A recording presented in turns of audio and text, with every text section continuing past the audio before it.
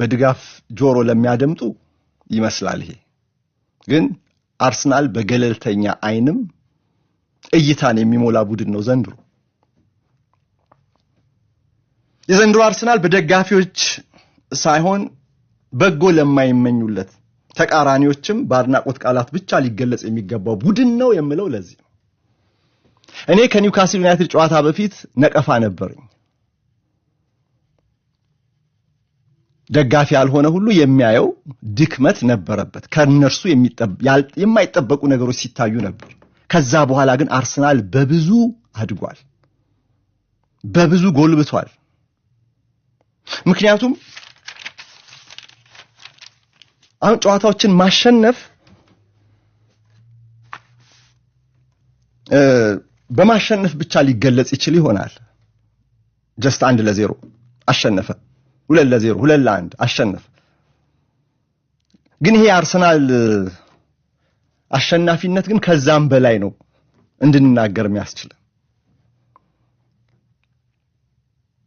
ዋናው ትልቁ ለውጥ የሜንታሊቲ ለውጥ ነው ለውጥ ብቻ ሳይሆን ምንድነው መጎልበት ልበለው ከአምናም እኮ ለውጥ ነበረው ግን የሚፈለገው ጫፍ ላይ አልደረሰም ዘንድሮ የስብስቡ ጥልቀት ያመጣው ተጨማሪ አዎንታዊ ጎን አለው ግን ቡድኑ ደግሞ በአእምሮ ረገድም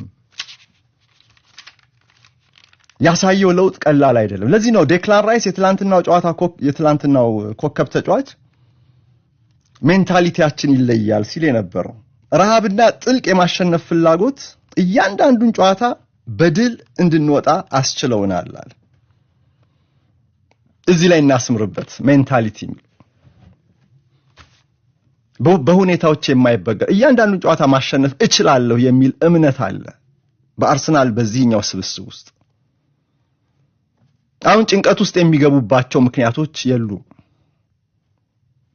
መንፈሰ ጠንካራነታቸው ያሸናፊነት ስነ ልቦናው በደንብ የደነደነ በጠንካራ መሰረት ላይ የተጣለ እንደሆነ ይታያል የተጫዋች ጉዳት ጉዳይ የማያስጨንቀው ኤ የለም ኦኬ ኢትስ ኦኬ ቢ ይገባል ቢ የለም አረስ ያለ እያለ ራሱን ከጭንቀት ነፃ አድርጎ ጨዋታው ላይ ብቻ ትኩረት አድርጎ ማሸነፍንና ማሸነፍን ብቻ ፈልጎ ወደ ሜዳ የሚገባ ቡድን ነው ፍላጎት አለ እዚህ ጋር ሰሞኑን አይታችሁ ከሆነ ሜክ ኢት ሃፕን የሚል የአንገት ሻርፕ ስካርፍ ተሰርቶ ተጫዋቾችም ይዘው ፎቶ ሲነሱ ነበር ዋናዎቹ ተጫዋቾች በቃ አሳኩት ነው አሁን የ6 አመት ጉዞ ክበቡ ሊገጥም አሁን ትንሽ የቀረው ይመስላል በዚህ አካሄድ ደግሞ ያ ፉል ሰርክል ሜይ ላይ ምናየው ይመስላል በስንት ዋንጫ አላውቅም ግን ቢያንስ አንድ ትልቅ ዋንጫ ማሸነፍ የሚችል ቡድን እንደሆነ ግን ከወዲሁ መተንበይ ይቻላል መላምታዊ ትንበያ ነው በምክንያቶች ላይ ተንተርሰ የምታቀርበው ትንበያ ነው በባየርን ይፈተናል አልን ፈተናውን ግን በብቃት በከፍተኛ ማርክ ነው ትላንት ያለፈው ልክ ነው ባየርን ትላንት በአርሰናል መሸነፉን አትዩ የዋዛ ቡድን አልነበረም ዘንድሮ በ2025-26 የውድድር ዘመን በ18 ጨዋታዎች ያልተሸነፈ በተከታታይ ከ18ቱ 17ቱን ድል ነስቶ በአንዱ ብቻ አቻ ይወጣ የበዛ ጎል ያስቆጠረ በአውሮፓ ቶፕ 5 ሊጎች ላይ ከሁሉ በላይ የጎል ሙከራን ወደ ጎል በመቀየር በሾት ኮንቨርሽን አንደኛ ደረጃ ላይ ተቀመጠ በኤክስፔክትድ ጎልም ኦቨር ፐርፎርማንስ ያሳየ ምን ማለት ነው ማስቆጠር ያለበት 10 ቢሆን ግን ያስቆጠረው 12 ከሆነ ኦቨር ፐርፎርም አደረገ ይባላል ማስቆጠር ያለበት በእድሉ ጥራት 10 ሆኖ ሳለ 8 ካስቆጠረ ደግሞ አንደር ፐርፎርማንስ ይባላል አይደል በዚህ የዘመናዊ እግር ኳስ ሜትሪክ በኤክስጂ ኦቨር ፐርፎርማንስ ያለው ከአውሮፓ 5 ታላላቅ ሊጎች ላይ ጎል በማስቆጠር በማጥቃት የጎል ሙከራዎችን በብዛት በመሞከር ወደር የለሽ ሆኖ ነው ትላንትና ወደ ኤምሬትስ የመጣው 211 ሙከራዎች 41 ጎሎች አስቆጥሮ በ19.4% ኮንቨርሽን ሬት ነው የመጣው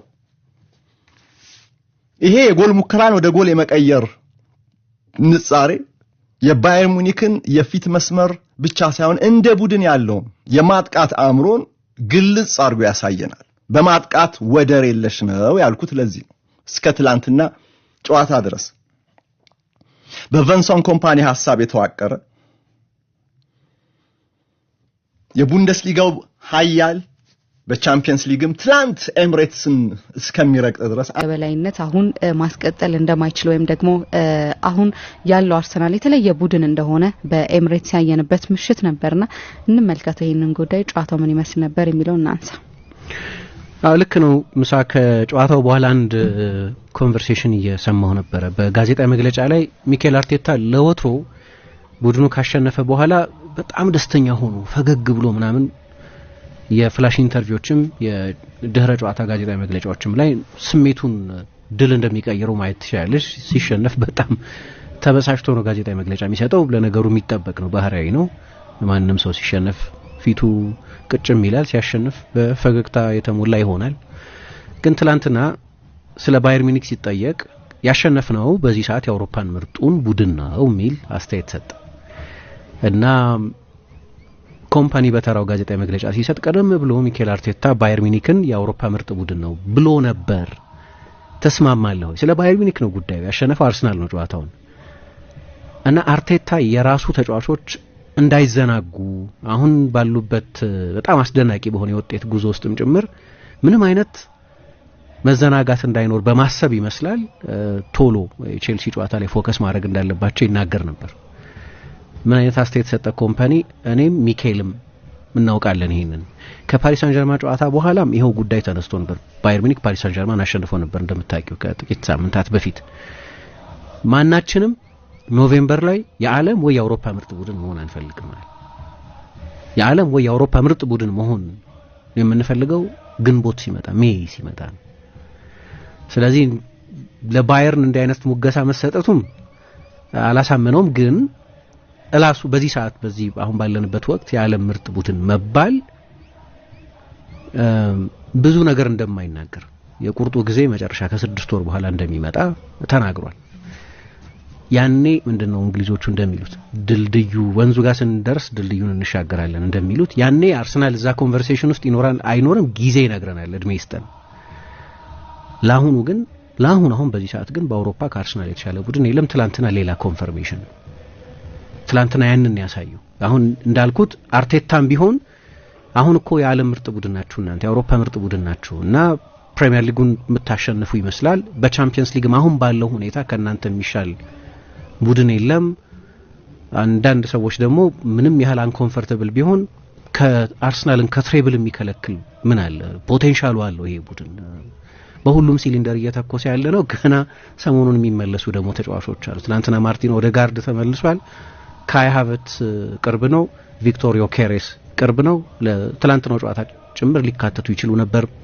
የሞት ሽረት ጨዋታ ቢሆን ኖሮ ማድዌኬ ተመልሶ ትላንትና ጎል አስቆጥሯል። የበቀደም ቶተንሃም ጨዋታ ላይ ተቀይሮ ገብቷል። እነዚህ አንዳንዶቹ ያልነበሩ አንዳንዶቹ ከቤንች የተነሱ ናቸው። ካላፊዮሪን ማርቲኔሊን ከተጠባባቂ ወንበር ላይ አስነስቶን የተጠቀመው ኢንካፒዬ ቤንች ነበር። ሞስኬራ ስለሆነ የተጫወተው ዋይት ከቤንች ነው የተነሳው እና ምን ከትሬብልስ ምን የሚከለክለዋል? ፖቴንሻሊ የምናወራ ከሆነ እና ደግሞ በአለም ላይ በዚህ ሰዓት በኮቺንግ የአርሰናልን ያህል በጥንቃቄ ኮች የሚደረግ ቡድን አለ ለማለት ያስቸግረኛል። በየጨዋታው በዚህ ውድድር ዘመን በ19ኙም ጨዋታዎች የታየው የአርሰናል ወጥ ፐርፎርማንስ እና ውጤት የሚናገረው ነገር ትልልቅ ግምቶች እንዲሰጡ የሚያደርግ ነው። ግን አርቴታም ያውቀዋል ይሄን። አርቴታም የአውሮፓ ምርጥ ቡድን ከሆነ አርሰናል በግንቦት ምርጥ ቡድን እንዲሆን እንደሚፈልግ አውቃለሁ። ለአሁኑ ግን ሊሰጣቸው የሚገባው እነሱ እንደሚሉት ለነሱ አበባቸውን መስጠት አለብሽ፣ ፍላወራቸውን መስጠት አለብሽ። በጣም አስደናቂ ቡድን ነው። እንግዲህ እኔ አንድ ነገር ልናገር። እንግዲህ ባየር ሚኒክ ወደ ትላንትናው ጨዋታ ሲመጣ ምንም ጨዋታ ለመሸነፉ አንድ ነገር ነው። ግን 61 ጎል ነበር ያስቆጠረው። በአምስቱ ግዙፍ የአውሮፓ ሊጎች የባየርንን ያህል በርካታ ጎሎች በዚህ ውድድር ዘመን በሁሉም ውድድሮች ያስቆጠረ ቡድን አልነበረም። ትላንትናም የባየር ሚኒክን ኦፌንሲቭ ችሎታ ጎል የማስቆጠር የማጥቃት አቅም ስንናገር ነበር። ትላንትና 0.68 ኤክስጂ ነው አርሰናል ላይ ያስመዘገበው ባየር። ግን ከዚህ የሚበልጥ አብዘርድ የሆነ ስታት ደግሞ ልንገርሽ። አርሰናል 19 ጨዋታ አድርጓል። ትላንትና የተመዘገበበት ኤክስጂ ሶስተኛው ከፍተኛ ነው። ያስቀመጡትን የስታንዳርድ መጠን ነው የሚያሳይ 0.68 አርሰናል በ19 ጨዋታዎች የተመዘገበበት ከፍተኛው ሶስተኛ የኤክስጂ መጠን እና ይሄ ያስደንቃል በጣም እንዲህ አይነት ቡድን ነው። ስለዚህ ምንም ጥያቄ የለው አይናችን የሚነግረን ነገር አለ። ስታቲስቲካል ሞዴሎችን ታይ አንዳንድ ሰዎች እንደሚሉት የኤሎ ሬቲንግ ይባላል። እያንዳንዱን ጨዋታ በእያንዳንዱ ጨዋታ የታየ ፐርፎርማንስን ከግምት በማስገባት የአውሮፓ ምርጥ ቡድኖች በቅደም ተከተል ይቀመጣሉ። በሁሉም ሊጎች አሉ። አርሰናል በኤሎ ሬቲንግ መሪ ነው። ከዛ ደግሞ እነዚህ ቡክ ሜከርስ የሚሏቸው አሉ አወራራጅ ድርጅቶች የሚባሉ ዘንድሮ ፕሪሚየር ሊግ ማን ያሸንፋል፣ ቻምፒየንስ ሊግ ማን ያሸንፋል፣ ሌሎች ዋንጫዎችን ማን ያሸንፋል በሚል ሰዎች እንዲወራረዱባቸው ያደርጋሉ። በእነዚህም በፕሪሚየር ሊግም በቻምፒየንስ ሊግም ያሸንፋል በሚል ቅድሚያ ግምት የተሰጠው አርሰናል ነው። በብዙ ስታቲስቲካል ሞዴሎችም አርሰናል የአውሮፓ ምርጥ ቡድን ነው። ትናንትና በቻምፒየንስ ሊግ ለመጀመሪያ ጊዜ ጎል የተቆጠረበት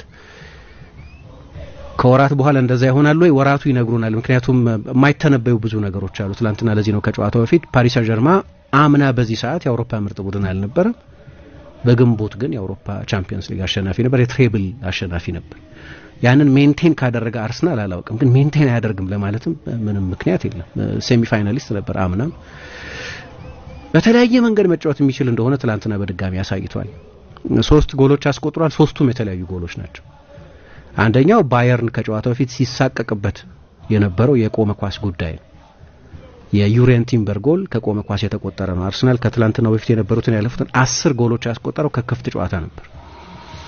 ጥሩ ማጥቃት አለብሽ የቆመ ኳስ ለማግኘት ብዙ ጊዜ ይላለው የማዕዘን ምት ለማግኘት ወይም የማዕዘን ቅጣት ምቶች ለማግኘት ማጥቃት አለብሽ። የማጥቃት ውጤት ነው እሱ። ቢሆንም ብዙ ትችት ነበር። ትችት ለበለው ወይ አላቅም፣ ግን አርሰናል በቆመ ኳስ ጥገኛ ነው የሚለው ጉዳይ አንዳንዴ ወደ ስላቅም ይሄድ ነበር። ከትላንትና ከቲምበር በፊት የነበሩት 10 የአርሰናል ጎሎች ግን በክፍት ጨዋታ የተቆጠሩ ጎሎች ናቸው። ከዛ ወደ ጥንካሬው ተመለሰ። አሁን የማዕዘን ምት ታገኛለሽ። የማዕዘን ምት ማስቆጠርን ወደ አርት ፎርም የማሸጋገር ጉዳይ ነው። አሁን አርሰናል ወደ አርት ፎርም ነው ያሸጋገረው የማዕዘን ምት። ስለዚህ የማዕዘን ምት ታገኛለሽ። የማዕዘን ምት የማስቆጠር አቅምን ፐርፌክት ማድረግ ችሎታ ነው። ለእያንዳንዱ የጨዋታ ቫሪያብል መዘጋጀት ማለት ነው። ስለዚህ በማዕዘን ምት ጎል አስቆጥሯል። የባየርን ድክመት ነው ደግሞ በዚህ ውድድር ዘመን ግማሽ የሚሆነው ባየርን ከተቆጠሩበት ጎሎች 50% የሚሆኑት ጎሎች ከማዕዘን ምት የተቆጠሩ ናቸው ወይ ከቆሙ ኳሶች የተቆጠሩ። ያለፉት 4 ጎሎች ብትወስጂ ፍራይቡርግ በኡኒዮን በርሊን 2 ጎሎች ይቆጠሩበት፣ 4 ጎሎች ከቆሙ ኳሶች የተቆጠሩ ናቸው። 3ቱ ከማዕዘን ምት የተቆጠሩ ናቸው። ብዙ ሪሰርች ያደርገውባቸዋል። ኮምፓኒ ከጨዋታው በፊት ጋዜጣዊ መግለጫው ላይ ባየርን ለሰዓታት የአርሰናል የቆመ ኳስ ለማቆም እንደተዘጋጀ ተናግሮ ነው። እንዲያው አንድ ነገር ልንገራችሁ፣ አርሰናል ከሚቆጠሩበት ጎሎች 50% የሚሆኑት ደግሞ ከቆሙ ኳሶች የሚቆጠሩ ናቸው አለና እነሱ ብቻ አይጎዱንም፣ እኛም እንዘጋጃለን ለአታኪንግ ሴት ፒስስ አለ።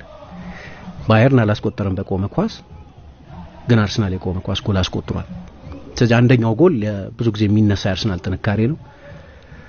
ሁለተኛው ጎል የፕሬሲንግ ውጤት ነው። ከባየር ሚኒክ አጋማሽ ከዳዮ ኡፓሜካኖ የተሳሳተ ፓስ የመጣ የፕሬሲንግ ካውንተር ፕሬሲንግ ጎል ነው። ራይስ ነው ኢንተርሴፕት ያደረገው። እንደ አንድ ሰው ማይጫወት ነው። ልክ እንደ እንጎሎ ካንቴ አይነት የሁለት ሰው ኤነርጂ ያለው ተጫዋች ነው። እሱ ነው ኳሱ እንደ ኤዜ የሰጠው። ኤዜ ለሪካርዶ ካላፊዮሪ እንደገባ የመጀመሪያ ንክኪው ነው እና ሌላ ተቀይሮ ለገባውና ቦታ እንደቀየረን በቅጽበት ቡካዮ ሳካ ተቀይሮ ወጣ። እሱ በግራ በኩል ትሮሳርን ነበር የተካው። ከዛ በቀኝ በኩል መጫወት እንደጀመረ ምናልባት የጨዋታው የመጀመሪያ አክሽን ሊሆን ይችላል። የአርሰናል የመጀመሪያ ጎልን በቻምፒየንስ ሊግ ውጤቱ 1-1 እያለ ባየር ሚኒክ ላይ በማስቆጠር ጀመረ። ሶስተኛው ጎል ደንበኛ የካውንተር የምንድነው በአሜሪካ ስፖርቶች የሚባል የኳርተር ባክ ፓስ አለ። ከማንቸስተር ሲቲ ጋር ኤቤሪቼዜ ለማርቲኔሊ ተመሳሳይ ፓስ ሰጥቶት ነበር። ትላንትና ባየርን ወደ አቻነት ለመምጣት በጣም እንግዳ የሆነ ሁሉም የባየርን ተጫዋቾች በአርሰናል የሜዳ ክፍል ነበሩ። ስለዚህ ወደ ባዶ ስፔስ ነው ኳሱን የጣለው። የማርቲኔሊ ፍጥነት አስደናቂ ነበር። ኖየር ወጥቷል ከራሱ ጎል፣ ግብ ጠባቂውን አልፎት ጎሉን አስቆጥሯል። ስለዚህ ሶስቱም የተለያየ ባህሪ ያላቸው የአርሰናል የማጥቃት ጥንካሬም በቫራይቲ ጭምር በአይነት የተለያየ እንደሆነ የሚያሳይ ነው። አሁን ጨዋታው ላላየ ሰውና የፖሴሽን ጉዳይ ትኩረት ለሚስበው ሰው ባየርን 60% ኳስ ተቆጣጥሯል ትላንትና። በጭራሽ ግን ከአርሰናል ጋር በተለይ በሁለተኛው አጋማሽ የሚመጣጠን አልነበር። በሁለተኛው አጋማሽ የአንድ ቡድን ዶሚናንስ ነው የነበረው። 60% ኳስ ይዘሽ ወይም አርሰናል 40 ወይም 39% ኳስ ይዞ ጨዋታ ዶሚኔት ማድረግ እንደሚቻል ትላንትና በሚገባ አሳይቷል። ምክንያቱም ለምሳሌ ባየርን ማይክል ኦሊሴ ያለው፣ ሃሪ ኬን ያለው፣ ሰርጅ ግናብሪ ያለው ልጅ ቢሆንም ሌናርድ ካርልን የመሰለ ብዙ ተስፋ የሚጣልበት የጀርመኑ ሜሲ የሚባል ተጫዋች ያለው፣ ጆሹዋ ኪሚህ አይነት ድንቅ ፕሌይሜከር ያለው ቡድን በአርሰናል የፍጹም ቅጣት ምት ሳጥን ነው ስንት ጊዜ ኳስ ነካ? 9 ጊዜ። ሃሪ ኬን አንድም ሙከራ አላደረገም፣ አንድም ለሙከራ የሆነ ኳስ አላቀበልም። ማይክል ኦሊሴም እንደዚሁ አስቸግሮታል። በተለይ በጨዋታ የመጀመሪያ 10-15 ደቂቃ ማይልስ ሉዊስ ስኬሊን ድንቅ ተጫዋች ነው፣ ምንም ጥያቄ የለውም። ግን ጨዋታው ሲያልቅ ሃሪ ኬን ከዩሪየን ቲምበር ያነሰ ነው በተጋጣሚ ቡድን የፍጹም ቅጣት ምት ሳጥን ውስጥ ኳስ የነካበት መጠን እና የተጫወተው ከአውሮፓ ምርጥ ፐርፎርሚንግ ቡድን ጋር በጣም የሚያስፈራ የማጥቃት ቁጥር ይዞ ከመጣ ቡድን ጋር ነው። አንዳንድ ወሳኝ ተጫዋቾች አልነበሩትም። ሉዊስ ዲያዝ፣ አልፎንሶ ዴቪስ አይነት ተጫዋቾች ግን በቁጥር ምናልባት አርሰናል የበለጠ ተጫዋቾች አልነበሩትም። ይገባኛል ዲያዝ በጣም ጥሩ ፐርፎርማንስ ላይ ያለ ተጫዋች እንደሆነ። ስለዚህ በጣም አስደናቂ ምሽት ነበር። አርቴታ ግን ከጨዋታው በኋላ አተኩሮ አስተያየት ይሰጥ የነበረው ገና ነው የሚል ነው። ይሄንኑ ተመሳሳይ አስተያየት ነው ቪንሰንት ኮምፓኒም የሰጠው እና በጨዋታው ላይ ትላንት ከ3 በላይ ጎል አርሰናል ሊያስቆጥር ይችል ነበር። ከ3 በላይ ጎል ማስቆጠር የሚችልባቸውን በሴት ፕሌይም በኦፕን ፕሌይም በሙቪንግ ቦልም በክፍት ጨዋታም በቂ የጎል ዕድሎች ተጨማሪ የጎል ዕድሎች ፈጥሮ ነበር። ከመጎዳቱ በፊት ሊያንድሮ ትሮሳር ኤቤሪቼዜ በደንብ ኳሱን ከርል ባለማድረጉ በሁለት አጋጣሚዎች ከቆሙ ኳሶች ደግሞ ሚኬል ሜሪኖ አንዱ ብሎክ ተደርጓል፣ አንዱ ለጥቂት ነው ኢላማውን ስቶ የወጣው። ስለዚህ ካስቆጠራቸው 3 ጎሎችን በላይ ማስቆጠር የሚችልባቸውን ተጨማሪ የጎል ዕድሎች አርሰናል ፈጥሮ ነበር። ከዚህም ሊሰፋ ከዚህም ሊከፋ ይችል ነበር። በጣም ኢንትረስቲንግ የሚሆነው ነገር ደግሞ የበቀደም የቶተናም ጨዋታ መጨረሻ ላይ ይሄንን አስተያየት እዚሁ ስንሰጥ ነበር ያለ መጀመሪያ ተመራጭ 3-9 ቁጥሮቹ ነው ይሄንን እያደረገ ያለው። እኔ ሚኬል ሜሪኖ እንዲያውም በጣም በተደጋጋሚ በዛ ኃላፊነት መሞከር አለበት ነው የምለው። አሁን የሱ ቤስት ፖዚሽን ያ ቦታ ይመስላል። አርሰናል ጠለቅ ባሉ የአማካይ ስፍራዎች ላይ በጣም ብዙ አማራጮች አሉት። አንዱ ስለ ዮኬሬስ ስንናገር እናነሳ የነበረው ነገር ዮኬሬስ በሃቨት መጎዳት ምክንያት በጄሱስም አለመኖር ምክንያት እያንዳንዱን ጨዋታ እንዲጀምር አብዛኞቹንም ጨዋታዎች 90 ደቂቃ እንዲጫወት ተገዷል። በተጫወተ ጊዜ በእኔ አስተያየት በጣም ጥሩ አገልግሎት ሰጥቷል። ለዚህ ነው ባለፈው ሩኒ ከ3 የፕሪሚየር ሊግ ምርጥ ፈራሚዎች አንዱ ሲለው ብዙ ያልገረመኝ ለኔ ታክቲካሊ ካየሽው ነገሩ ከጎል ስኮሪንግ ውጪ ጨዋታውን ዩኒቨርሳሊ የምታየው ከሆነ ለአርሰናል እየሰጠ ያለው ጥቅም በጣም አስደናቂ ነበር። ከዛ አሁን ላለፈው 5 ጨዋታ አርሰናል ዮኬሬስን አልተጠቀመም። በእያንዳንዱ ጨዋታ ግን በትንሹ 2 ጎል አስቆጥሯል። በሁለቱ ጨዋታዎች 7 ጎል ነው ያስቆጠረው። ባለፉት 2 ጨዋታዎች ብቻ 7 ጎል ነው ያስቆጠረው።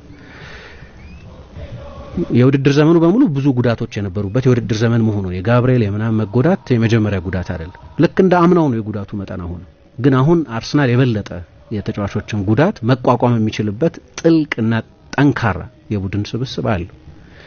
ማርቲን ኦዴጋርድ አምና ባልነበረበት ጊዜ በእነዛ 6 ሳምንታት የአርሰናል ክሬቲቪቲ በጣም ተራቅቶ ሳስቶ ስለነበር አርቴታ በ4-4-2 ሁሉ መጫወት ነበረበት።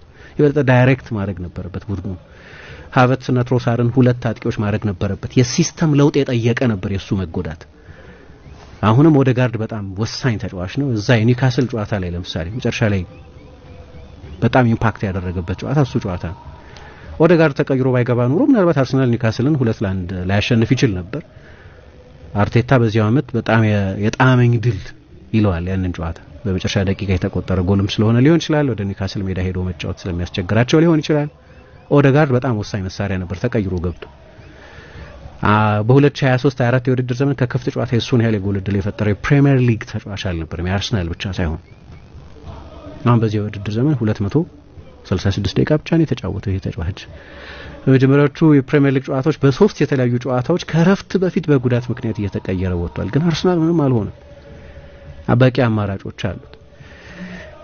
ከዛ ደግሞ ትላንትና ትሮሳርም ተጎዳ። በኋላ ለጥንቃቄ ስንል ነው ያስወጣ ነው አለ። የትሮሳር መጎዳት አንደኛ ከሁሉም የአርሰናል ተጫዋቾች በዚህኛው የውድድር ዘመን 10 የጎል ኮንትሪቢዩሽን አለው። የባለፈው የቶተናም ጨዋታ ላይ በኔ አስተያየት በአርሰናል መለያ ምርጡን ብቃቱን ያሳየበት ጨዋታ ነበር። ግን በሌሎችም ጨዋታዎች ወሳኝ ጎሎች የማስቆጠር ታሪክ ያለው ተጫዋች ነው። በዚህ ሰዓት የአርሰናል ኢንፎርም የማጥቃት ተጫዋች ሳካ አይደለም፣ ሜሪኖ አይደለም፣ ወይ ሌላ ተጫዋች አይደለም፣ ይሄኛው ተጫዋች ነው። እሱ ተጎድቶ ወጣ ጨዋታው እንደ ብዙ ሳይገፋ። አርሰናል ችግር አልገጠመውም የወቅቱን በጥሩ ብቃት ላይ የሚገኝን ተጫዋች ቦታ ለመሙላት። ስለዚህ የምርጫ ቀንጦትም ጭምራለሁ። ገና ሌሎች ተጫዋቾች ሲመለሱ ደግሞ የበለጠ የምናስተውለው አይነት ማለት ነው።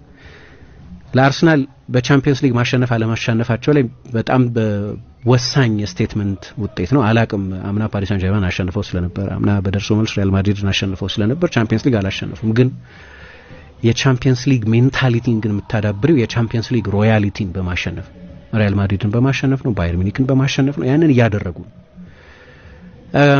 ግን ጨዋታውን በተመለከተ አንዳንድ ነጥቦች ስላለ የቆመ ኳስ ጉዳይ የአርሰናል የመጀመሪያ ጎል የተቆጠሩ በጣም በሚገመት ሁኔታ ነው።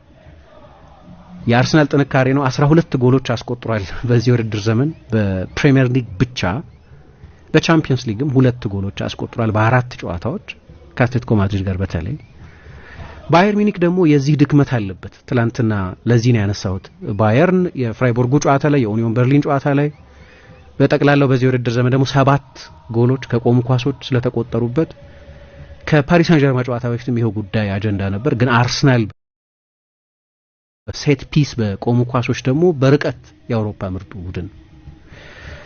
ስለዚህ ትላንትና የመጀመሪያው ጎል ከባየርን ድክመትና ከአርሰናል በጣም የሚደነቅ ጥንካሬ ጋር ስታያይዙ ብዙም ያስደንቃል ሆነ። ቲምበር ያንን ጎል ሲያስቆጥር የመጀመሪያው የአርሰናል የማዕዘን ምት ነው። የመጀመሪያው የአርሰናል የማዕዘን ምት። አርሰናል ጥያቄ መጠየቅ የጀመረው ግን ገና በ4ኛው ደቂቃ ከዴክላን ራይስ የቅጣት ምት ጀምሮ፣ ከዛ በ8ኛው ደቂቃ ሌላ የጎል እድል ፈጠሩ። እነዚህ ከማዕዘን ምት የተገኙ ሳይሆን ከጎን የቅጣት ምቶች የተገኙ አጋጣሚዎች ነበሩ በጨዋታው ላይ። በነገራችን ላይ አርሰናል አንድ የቆመ ኳስ ጎል ከቡካዮ ሳካ በጣም አስደናቂ ዴሊቨሪ እና ከዩሪየን ቲምበር ጎሉን ማስቆጠር ባሻገር ቅድም ያነሳሁት ሜሪኖ 50ኛውና 58ኛው ደቂቃ ክርስቲያን ሞስኬራ ግብ ጠባቂው ማኑኤል ኖየር አድኖበታል። ግን 61ኛው ደቂቃ ሌሎች ጎሎች ማስቆጠር የሚችሉባቸው አጋጣሚዎች ነበሯቸው ከቆሙ ኳሶች ብቻ። በጀርመን እና በሌሎች አውሮፓ ሊጎች አንድ ልማድ አለ። ቴክኒካዊ ጉዳዮችን በተመለከተ የማብራራት ኃላፊነት ያለበት አሰልጣኙ ብቻ አይደለም። ማክስ ኤበርል እንዴት ነው ግን ታውቃላችሁ የአርሰናልን የቆመ ኳስ ጥንካሬ እንዴት መዘጋጀት አቃታችሁ? ለዚህ እኔ አላቅም ሌሎች ቡድኖች እንዴት መዘጋጀት እንዳቃታቸው። በእርግጥ ግን ማክስ ኤበርል ምን አሉ? መከላከል እኮ አይቻልም አሉ።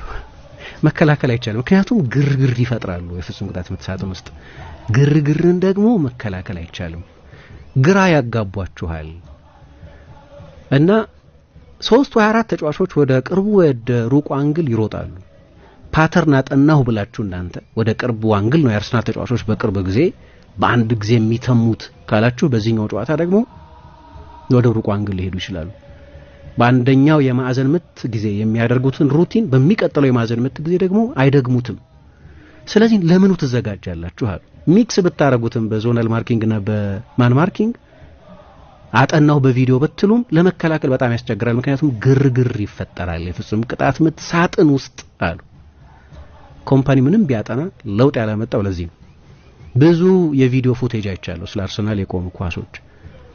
የጀርመን ብዙሃን መገናኛዎች ደግሞ ከጨዋታው በፊት ከሚታመኑ ለባየርን እና ለዛበንስትራሰ ቅርብ ከሆኑ ለባየር ሚኒክ የልምምድ ማዕከል ቅርብ ከሆኑ ምንጮች ያገኘ ነው ብለው ዘገባ እንደሰሩት ከጨዋታው በፊት ቪንሰንት ኮምፓኒ በርግጥም ይሄ ፍራንኮ ጀርመናዊ ኒኮላ ጆቨ የአርሰናል የማዕዘን ምቶችና የቅጣት ምቶች ላይ የሚሰራውን ስራ የቪንሰንት ኮምፓኒ ስታፍ እና ራሱ አሰልጣኙ ረጅም ሰዓት አጥንተው ነበር። 12 ጎል አስቆጥሯል። እኛ ደግሞ በዚህ እየተቸገርን ነው፣ በዚህ ማስተር ካደረገ ቡድን ጋር ነው የምንጫወተው አሉ። ከ15 ጎል 7ቱ የተቆጠሩ ኦልሞስት 50% የተቆጠረባቸው ከቆመ ኳስ ስለነበር ማኑኤል ኖየር ራሱ በዛበንስትራሰ የአርሰናልን የቆመ ኳስ የመከላከልን የማጥቃትን ጥንካሬ ለመከላከል ለብቻው የተለየ የልምምድ ሴሽን ሰርቶ ነበር። ከፍተኛ ትኩረት ሰጥቷል ባየርን ከዚህ ጨዋታ አስቀድሞ። ለዚህ ነው ኮምፓኒም የሆነ የአእምሮ ጨዋታ ለመጫወት ሞክሮ እውነቱን ነው። ለነገሩ ስታቲስቲካሊ አርሰናል አምና ከተቆጠሩበት ጎሎች ኦልሞስት ግማሽ የሚሆኑት ከቆሙ ኳሶች የተቆጠሩ ነበር። እሱን በጣም አርመውታል በዚህ ውድድር ዘመን። የባየርን ጨዋታ ላይ ከፔጄ በፊት ከነበረው ጨዋታ በፊት ይሄው አጀንዳ ስለነበር የባየርን ችግር ይታወቅ ስለነበር ለዚህ ነው አስተያየት የሰጠው። የፔጄ ጨዋታ በፊትም ይሄው ነገር ብዙ ይወራ ነበር ብሎ፣ ግን አርሰናል ከፔጄ የበለጠ ዌፐን አለው። ጨዋታው እንደተጀመረ እንዲህ አይነት አደጋ መፍጠር የጀመሩት እንደተጀመረ ነው። ከዛ ምን ትሆኛለሽ መሰለሽ? እኔ አርሰናል የማዕዘን ምቶች ቅጣት ምቶች በሚያገኝበት ጊዜ ነገሩ ስነ ልቦናዊም ነው ነው ታክቲካዊ ነው ይገባኛል። ብዙ ጊዜ አንስተነዋል። እሱ በፕሪሚየር ሊግ አብዮት ሆኗል። የቆመ ኳስ አሰልጣኝ መቅጠር፣ የቆመ ኳስ ዲፓርትመንት መቅጠር፣ የመልስ ውርወራ አሰልጣኝ መቅጠር ሳይቀር ብዙዎቹ ክሎፕ በ2019-20 ውድድር ዘመን የስሮዊና አሰልጣኝ ነው፣ የመልስ ውርወራ አሰልጣኝ ነበራቸው። ስለዚህ ለረጅም ጊዜ የቆየ ጉዳይ ነው፣ አዲስ ነገር አይደለም። ግን አሁን ወደ የበለጠ ምርምር የሚደረግበት የጨዋታው መልክ መሆን ጀምሯል።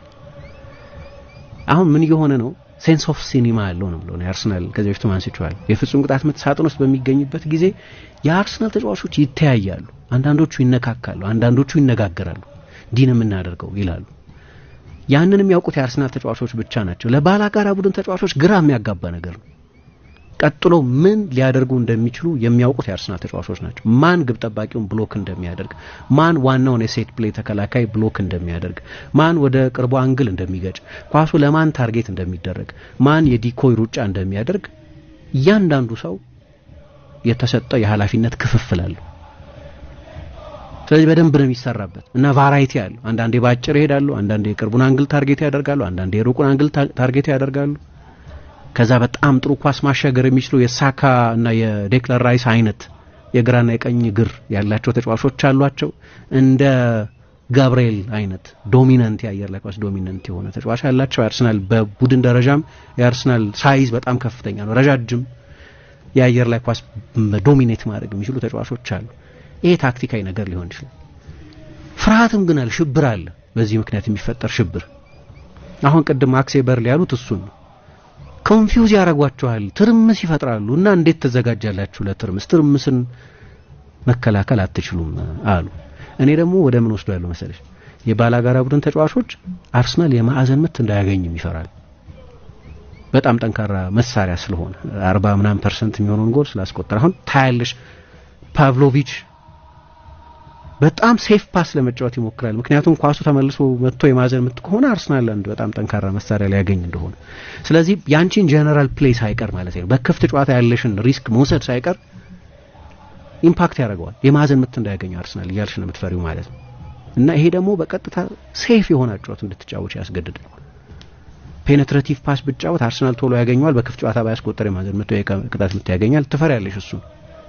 የአርሰናል አንድ ለአንድ አጋጣሚ ላይ ሳካ ላይ ፋውል በሰራበት አርሰናል አደገኛ ቦታ ላይ የማዕዘን ምት ሊያገኝ ነው የቅጣት ምት ሊያገኝ ነው ታያለሽ ማለት ነው። ቀጥተኛ ያልሆነ ቴንሽን ይፈጥራል ነው የምለው እኔ። ስለዚህ በክፍት ጨዋታም ቢሆን የባላጋራ ቡድን ተጫዋቾች የሚጫወቱበት የሚያስፈልግ ነፃነት አይኖራቸው። ደግነቱ ግን ለአርሰናል በሙቪንግ ቦልስ አደገኛ ቡድን ነው፣ በክፍት ጨዋታ አደገኛ ቡድን ነው። አሁን በደንብ ሰሞኑን በደንብ እያረጋገጠ ነው። ይሄ ጥያቄ ነበር፣ በቆመ ኳስ ነው ጎል የሚያስቆጥረው የሚል ጥያቄ ነበር። ግን በሚገባ ትላንትና በሌሎችም ጨዋታዎች እንዳየ ነው አንደኛው የማዕዘን ምቶቹም የክፍት ጨዋታ ውጤቶች ናቸው። ሁለተኛው ትላንት ባየርን የተቸገረበትን አርሰናል በጣም ውጤታማ የሆነበት ነገር የሃይ ፕሬሲንግ ነገር ነው። አንደኛው ጎል የተቆጠረው በዚያ መንገድ ነው። ቅድም እንዳነሳሁት በሁለተኛው አጋማሽ የኖኒ ማዱዌኬ ጎል የካላፊዮሪ ክሮስ ነው። ኖኒ ማዱዌኬ እነሱ ታፒን የሚሉት አይነት ጎል ነው ያስቆጠረው። ግን ለምሳሌ ባየርን ምናልባት ከሌሎቹ በፕሪሚየር ሊግ እንደ ባየርን አይነት እግር ኳስ የሚጫወት ቡድን የለም በአይነቱ ማለት ነው። ይሄ ራዲካል ፖዚሽናል ፕሌይ የሚሉት አሁን ጓርዲዮላ ሳይቀር ትቶታል ሳይሆን ቢያንስ ይቀላቅለዋል። እንደ ድሮ አይነት ወይ ወደ ፖሴሲዮን አይደለም። ሲቲ የበለጠ ዳይሬክት ቡድን ነው፣ የበለጠ የፖዚሽን ቡድን ነው። አሁን በዚህ ውድድር ዘመን ግን እንደ ድሮ ዛሬ 2 ዓመት እንደነበረው አይነት ሲቲ ለምሳሌ ነገሩ ከሃላንድ መምጣት ጀምሮ እየተቀየረ መጥቷል። ግን በዚህ ዓመት ደግሞ ወደ ሌላ ምዕራፍ ወስደውታል ያጫወታቸውን ለውጥ ማለት ነው። ባየርን በመጠኑ እንደ ድሮ ባርሳ የሚጫወት በጣም ስትሪክት የሆነ ፖዚሽናል እግር ኳስ የሚጫወት ቡድን፣ ከኋላ በትግስት ፓሶች እየሰራ ለመውጣት የሚሞክር ቡድን፣ በሃይ ዲፌንሲቭ ብሎክ የሚጫወት ቡድን ነው። ከዛ አርሰናል ያው አንደኛ በበቂ ሁኔታ ፕሬስ አልተደረገም። አርሰናል ትላንት ለምን አልተደረገም መሰለሽ? አርቴታ ከሌሎቹ ጨዋታዎች በበለጠ ሁኔታ ረጅም ኳስ ይጫወት ነበር። ስለዚህ የባየርንን ፕሬሲንግ በአንድ ፓስ ታልፈዋለች፣ በሁለት ፓስ በዳይሬክት ሩት ማለፍ ይቻላል። ስለዚህ ብዙ ፕሬስ አላደረገም አርሰናል እንደ ሌሎቹ ጨዋታዎች። የበለጠ በሎ ብሎክ አይደለም ግን በሎወር ብሎክ ነው። ከሌሎቹ ጨዋታዎች የበለጠ ወደ ኋላ ሳብ ብሎ በሚከላከል ግን ደግሞ ከኋላ ራያ እንደ ትላንትናው ረጅም ኳስ ሲጫወት ብዙ ጊዜ አላየሁትም። ብዙ ጊዜ ረጅም ኳስ ሲጫወት ነበር። ስለዚህ ባየርን ፕሬስ ማድረግ አይችልም። ረጅም ኳስ የምትጫወት ቢያንስ በሃይ ፕሬሸር መጫወት አይችልም። ለዚህ ነው የአርቴታ ዝግጅት እንከን አልባ ነው ብሎ ከጨዋታ በፊት ዝግጅት ሲያደርግ ያንን ቡድን ፎረንሲክሊ ነው የሚያጠነው፣ በዝርዝር ነው የሚያጠነው። ይሄኛው የኮምፓኒ ቡድን ደግሞ ከሃንዚ ፍሊክ ዘመን በኋላ በኃይለኛ ፕሬሲንግ ውጤታማ የሆነ ቡድን ነው። ስለዚህ የባየርን አንደኛውን ጥንካሬ ፕሬስ እንዳትደረጊ በማድረግ ብቻ ማለፍ ይቻላል። ትላንትና የባየርንን የፕሬሲንግ አቅም በዚህ ሪትሪት በማድረግ ተቋቁመውታል ማለት ነው። እና እነዚህም ነገሮች በጣም ኢንትረስቲንግ ነገሮች ናቸው። ታክቲካሊ በጣም ኢንትረስቲንግ ነገሮች ናቸው። ግን በመሃል በተለይ በመጀመሪያ አጋማሽ ባየርን አንዳንድ አደጋ የፈጠረባቸው ጎልም ያስቆጠረበት ቅጽበት ነበር። እሱን ማንሳት ያስፈልጋል። አሁን እዚህ ጋር አርቴታ አንድ ቁማር የቆመረ ይመስላል በእኔ አስተያየት። አንድ ድንቅ ኳስ ነው፣ 3 ፓስ ነው ያስፈልጋቸው። ጆሹዋ ኪሚህ ወደ ኋላ ተመለሰና በመሃል ተከላካዮቹ ትይዩ መስመር ነው የነበረው። ከዛ አንድ በጣም ድንቅ የአግድሞሽ ኳስ ነው ወደ አርሰናል ግራ ወደ ባየርን ቀኝ የላከው። ሰርጅ ግናብሪ እንደመጣ በአንድ ያለ ተጨማሪ ንክኪ ነው ለሌናርድ ካል ኳሱን የሰጠው። ካል ባዶ ጎል ላይ ጎሉን አስቆጠረ። በ17 ዓመቱ ነው ጎል ያስቆጠረው። በጣም ግሩም ጎል ነው ከባየርን ፐርስፔክቲቭ ካየሽ። ባየርን ይሄንን ማድረግ ይችላል። ቡድን ውስጥ ማጂክ አለ፣ ድንቅ ተጫዋቾች አሉ፣ ያንን ማድረግ የሚችሉ ድንቅ ተጫዋቾች። እንደዚህ አይነት የ60 ሜትር ፓስ ማቀበል የሚችል ፕሌይ ሜከር አላቸው። እና የአርሰናል እንደዛ አይነት ሃይላይን ብዙ ሲይዛ አላየሁትም። ግን አንዱ ችግር ምን ነበር መሰለኝ ትናንትና በአርሰናል በኩል ይሄ ጎል በተቆጠረበት ቅጽበት በኩል እና በአንዳንድ የጨዋታው አጋጣሚዎች በኩል በተለይ ማይልስ ሉዊስ ስኬሊ አርሰናል ዊክ ሊንክ ነበር ትላንት፣ ተቀይሮ ሞቷል። ምናልባት ከምን ጋር ላገናኙ ይችላል፣ ብዙ እየተጫወተ ያልሆነ ተጫዋች በፕሪሚየር ሊግ አንድም ጨዋታ አልጀመረም። የቻምፒየንስ ሊግ ጨዋታዎች ላይ ያስጀምረዋል አሰልጣኙ። የቻምፒየንስ ሊግ ጨዋታ ያስጀምረዋል ማለት አርሰናል 5 የቻምፒየንስ ሊግ ጨዋታ ብቻ ነው ያደረገው፣ ሁሉንም አልጀመረም። አልፎ አልፎ ነው የሚጫወተው። ስለዚህ ይሄ ምንድነው ረስቲ መሆን፣ በቅርብ ጊዜ ብዙ ጨዋታዎች ባለማድረግ የተነሳ ያለ ከጨዋታ የመራቅ እንግድነት ልበል፣ እንደዚህ አይነት ሁኔታ ውስጥ ያለ ተጫዋች ነው። ሁለተኛ የፊት ለፊቱ የተጫወተው ተጫዋች ማይክል ኦሊሴ ማይልስ ሉዊስ ስኬሊን የሚው ሌላ ተጫዋች ማስቸገር የሚችል በጣም አስደናቂ ተጫዋች ነው። ግን ለኔ ከአርሰናል በኩል ታክቲካሊ 2 ተጫዋቾችን በግራ በኩል ነው የለወጠው። ክርስቲያን ሞስኬራ በዛ በኩል ነው የተጫወተው። 21 ዓመቱ ነው፣ ወጣት ነው። በዚያው ተመሳሳይ ቦታ 18 ወይ 19 ዓመት ልጅ ነው ማይልስ ሉዊስ ስኬሊ። የሁለቱ እድሜ ድምር ከማኑኤል ኖየር ያንሳል። ስለዚህ በአንድ በኩል ብዙ ለውጥ ማድረግ የምትፈሪው ለዚህ ነው። አንድ ዲፓርትመንት ከመከላከል መስመር ግማሹ ላይ ለውጥ አድርጓል እንደማለት 50% ላይ ለውጥ አድርጓል ማለት ነው። አብረው ተጫውተው አያውቁም ሁለቱ ተጫዋቾች። እና የመጀመሪያው ጎል ሲቆጠር ኮንፊውዥን እንደነበር ግልጽ ነው። አንደኛ ራሱ ሞስኬራ በጣም ጠለቅ ያለ ሚና ነበር የያዘው እና ሁለተኛ ማይልስ ሉዊስ ስኬሊም ሪከቨር ማድረግ አልቻለም።